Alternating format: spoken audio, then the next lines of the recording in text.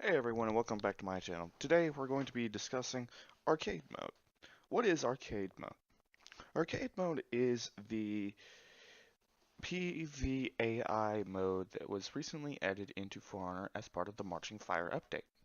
However, unlike most content in the For Honor game, this content is only accessible through buying the Marching Fire expansion pack. However, it is not that big of a deal considering it's just a PvAI mode in a PvP game.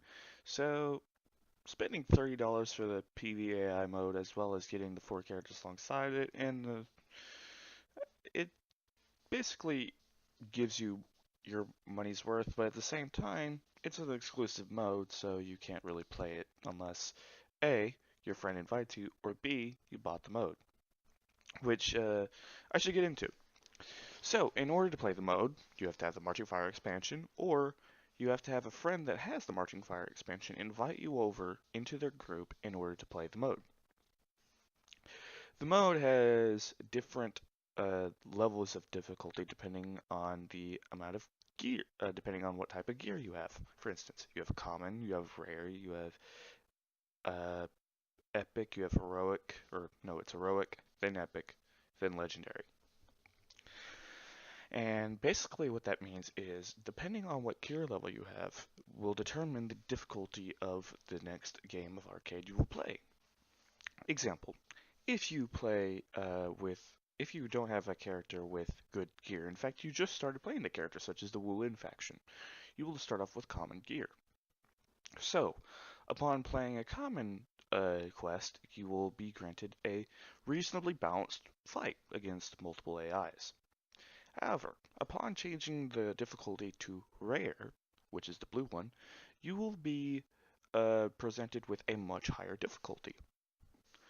And upon going even further, the difficulty will then increase, which I don't recommend because even I have trouble past that point. The bots will almost one-shot you. And it's like, and the thing is, the bots will progressively deal more damage as well take less damage from your attacks should the difficulty increase. Add that to the modifiers that get added, it can be a bit overwhelming, which we'll be getting to in a minute. Now, vice versa, if you were to give a higher gear stat than the recommended gear level that is in that quest type, then you will be presented with a much easier difficulty. You will deal more damage to the bots and you will take less damage from them. So, it seems pretty well done from there on out. Now, I mentioned the modifiers. Well, every round of arcade has different modifiers that are added to both the opponents and yourself. However, there are rare occasions where both one of you get no modifiers at all. I have not seen an occasion where both of them get no modifiers, but I don't see that not happening. Now, the modifiers can both buff or debuff you for the rest of the match depending on your luck.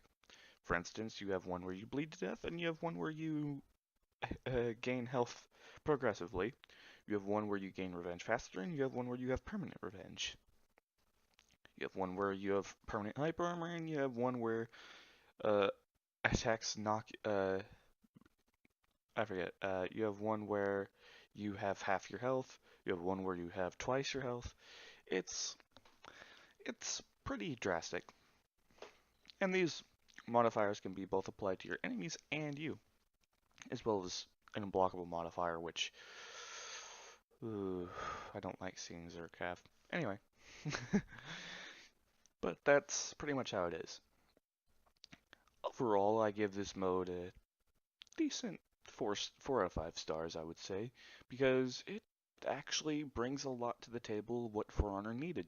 It needed a standalone player versus AI mode that gave decent rewards, as well as also had a very uh, variety of difficulties that the player could set, and that was something the game needed for a while. And Test Your Metal was the furthest we ever got with that for a while, so having this mode really, really helps out those that are just waiting on teammates to get back from another game so that they can group up to play the next game. Which brings me to another point.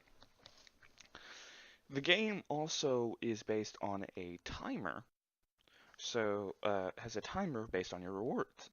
So you don't even have to finish the game of arcade to simply get your rewards. You just have to play. So, say for instance you have a friend that just started a breach match, but you don't want to invite him out. He doesn't want to leave. He also doesn't want to get the penalty or something like that. Well, as a player such as myself, the easiest option would be to go into arcade mode.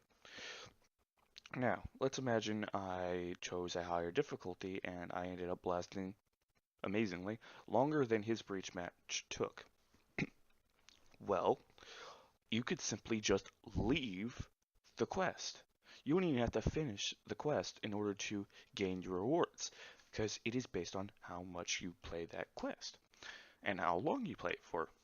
So after spending about 30 minutes on a single quest because I had such high difficulty, I gained somewhere around 2 to 3,000 XP and 200 steel because I was waiting for my friend to get back from being AFK while while I decided to do some AI. This greatly uh, this greatly affects how much rewards you get. Now, here's the other deal. Let's say you start the match immediately and you end up leaving right after. You will gain the proportionate amount of steel for how long you took. So if you spent 1 minute, you might only get like 2 steel or and like 12 XP. So it changes the way that you progress in For Honor. So instead of waiting and wasting your time not getting your rewards because you're waiting on a friend, you can simply do this mode and gain rewards at an exponential rate. Combine that with champion status, which also is brought over into this game, you can very much benefit from it. And I'm also fairly certain that you can XP boost arcade mode per quest, which is amazing. So, arcade mode seems to be a fairly well done mode, and I would highly recommend it if you have the Marching Fire expansion pass. If you don't have the Marching Fire expansion pass, I wish you would have gotten it because it is definitely something worth being in this game. And with that all said, I hope you all enjoy the footage.